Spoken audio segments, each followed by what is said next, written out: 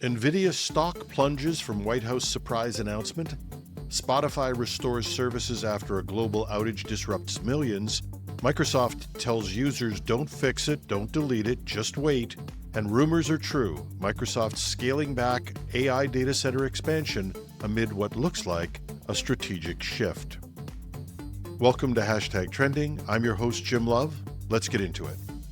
NVIDIA shares slid nearly 7% Wednesday after the company revealed it would take a $5.5 billion charge in the first quarter due to unexpected new U.S. export restrictions on its H20 AI chips built for the Chinese market. The news came via a late Tuesday regulatory filing in which NVIDIA said the U.S. government informed the company it now needs a license to ship the H20 chips to China. The chips were designed to comply with earlier trade regulations. This would have come as a total shock to Jensen Huang, CEO of NVIDIA. Only last week, National Public Radio, NPR in the U.S., reported that after Huang attended a $1 million a plate meeting at Mar-a-Lago and promised to build a multi-billion-dollar investment in U.S. chip manufacturing, plans to ban exports of the H20 chip were put on hold.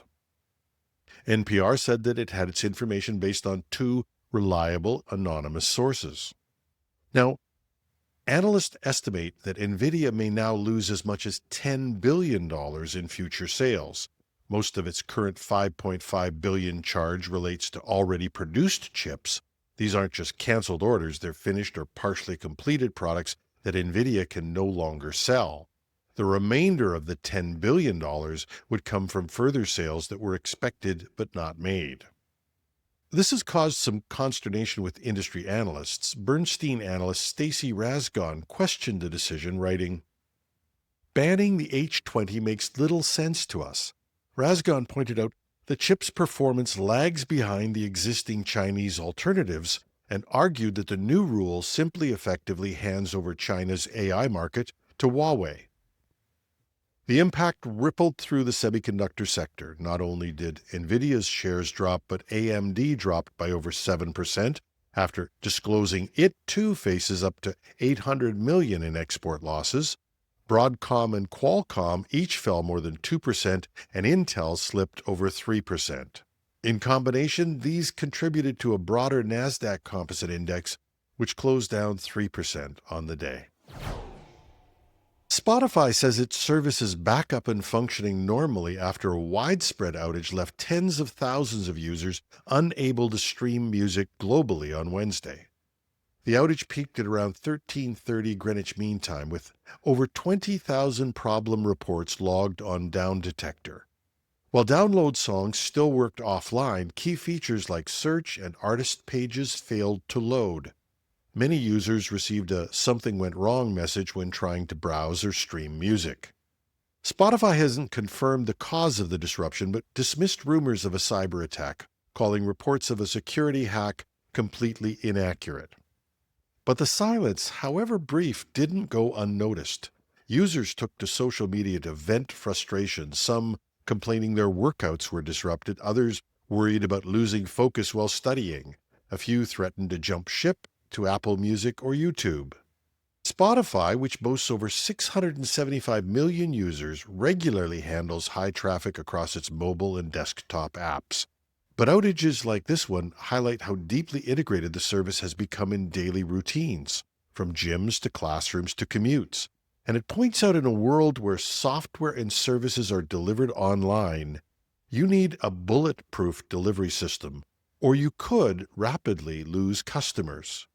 Which means that common phrase that has crept into software development, "move fast and break things," may not be the best way to go. And speaking of Microsoft, okay, I'm being a little crabby here, but I actually can't keep up with all the stories about failed Microsoft updates and implementations. April's Windows updates have left users frustrated and confused, with Microsoft repeatedly urging them to do, often, absolutely nothing. Between mysterious folders, misleading error messages, and even blue screens of death, the company is once again under fire for updates that seem to create as many problems as they solve. The first wave of confusion came with the sudden appearance of an empty inetpub folder on user machines after the April update. While it seemed harmless or even removable, Microsoft eventually warned not to delete it. The folder, it turns out, although there's no warning of it in the name, is tied to a crucial security fix for a vulnerability that could let attackers tamper with system files. Then came the WinRe mess, a failed-looking update on many machines, but Microsoft now says the update usually works just fine after a reboot. The error? Harmless. The solution? Ignore it. For some users running Windows 11 24H2, the update saga escalated to system crashes. Microsoft has confirmed that some of its latest patches cause a secure kernel error, aka blue screen of death. The company did say it was rolling out a fix via its known issue rollback, but that could take up to 24 hours to reach non-managed devices. In the meantime, users are left hoping another restart might help. Microsoft's handling of these issues highlights a growing frustration among users. Updates that should improve security and stability are too often disruptive. And while Microsoft continues to patch and explain, a lot of users are asking, do they really test this stuff? And finally, another Microsoft story. The company has reportedly withdrawn from 2 significant data center leasing agreements in the US and Europe, reportedly to avoid supporting additional OpenAI training workloads. This move aligns with a broader strategy to recalibrate its AI infrastructure investments. The decision will affect approximately 2 gigawatts of planned AI cloud capacity, and gigawatts are how data center capacity is expressed. Analysts suggest that Microsoft's choice reflects a shift in focus from providing large-scale AI model training to more efficient AI inference operations, which are less resource-intensive and offer quicker returns on investment. Microsoft maintains it's committed to AI development with plans to invest $80 billion in AI infrastructure during the 2025 fiscal year, but the company is emphasizing a strategic pacing of these infrastructure projects to align with the evolving market demands, which might be its way of not leaving its association with OpenAI, but at least keeping its options open. And Microsoft, while they say they are still supporting OpenAI, are also hosting more efficient models like DeepSeek and reportedly developing their own AI models and services, which leaves OpenAI to have to expand its own infrastructure independently. And they are reportedly hiring for over 20 data center-related positions while pursuing a $500 billion Stargate initiative in collaboration with Oracle and funded by SoftBank to provide more capacity independent of Microsoft.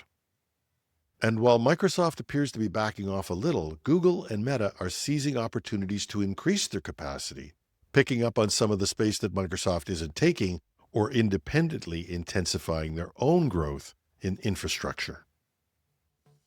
And that's our show for today. Join us this weekend for a special interview show starting Friday morning. We'll be taking the full weekend off, including possibly Easter Monday, unless there's some really dynamic stories we have to cover. But we'll be back on Tuesday morning for sure. I'm your host, Jim Love. Have a thrilling Thursday and a happy Easter.